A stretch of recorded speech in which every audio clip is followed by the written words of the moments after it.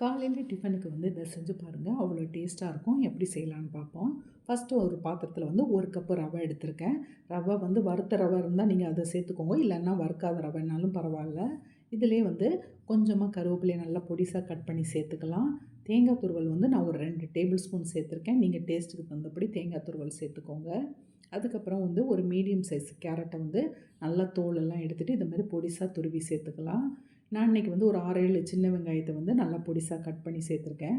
சின்ன வெங்காயம் இல்லைன்னா பெரிய வெங்காயத்தை கூட நல்லா சின்னதாக கட் பண்ணி சேர்த்துக்கலாம்.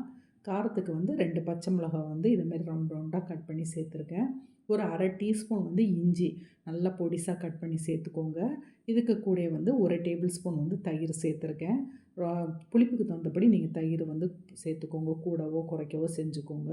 உப்பு தேவையான அளவு போட்டுட்டு இதை நல்லா கலந்து விட்டுறலாம். இப்போ கலந்து விட்டுட்டு இப்போ தண்ணி சேர்க்கணும். நம்ம ரவை அளந்தோம்ல அதே கப்பில் 1 கப்பு ஃபஸ்ட்டு தண்ணி சேர்த்துருக்கேன். அதை தண்ணியை சேர்த்து நல்லா கலந்து விட்டுட்டு இன்னும் ஒரு 1/2 கப்பு சேர்த்துருக்கேன். மொத்தம் 1 1/2 கப்பு தான் தண்ணி சேர்த்துருக்கேன். இவ்வளோ சேர்த்தா போதும். இப்போ 1 1/2 கப்பு தண்ணி சேர்த்துட்டு நல்லா கலந்து விட்டுறலாம். இனி வந்து இதை மூடி வச்சு ஊற வைக்கணும். இந்த ரவையை ஒரு 15, 20 நிமிஷம் நல்லா ஊற வச்சுக்கோங்க.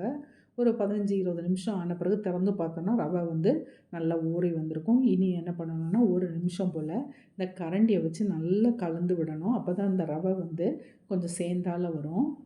இதை மாதிரி நல்லா கிண்டி விட்டுடலாம். அதுக்கப்புறம் நம்ம வந்து சுட ஆரம்பிச்சிடலாம். இப்போ தோசைக்கல்லை நல்லா சூடாக்கிட்டு எண்ணெய் தடவிட்டு இப்போ ஊற்றிடலாம். ரொம்ப மெலிசாலாம் இது ஊற்றாண்டா, கொஞ்சம் கனமாகவே ஊற்றிக்கோங்க. அப்போ தான் டேஸ்ட்டு நல்லாயிருக்கும். இதே மாதிரி கொஞ்சம் கனமாக ஊற்றிட்டு மீடியம் ஃப்ளேமில் வச்சு நல்லா வேக வைக்கணும். லைட்டாக நான் எண்ணெய் ஊற்றிருக்கேன். எண்ணெய் ஊற்றணுன்னா ஊற்றிக்கோங்க, இல்லைன்னா வேண்டாம். ஒரு பக்கம் நல்லா வெந்த பிறகு திருப்பி போட்டு அடுத்த பக்கமும் நல்லா வேக வைக்கணும். நல்லா வேகணும். அப்போ தான் அந்த தோசை நல்லா டேஸ்ட்டு நல்லாயிருக்கும்.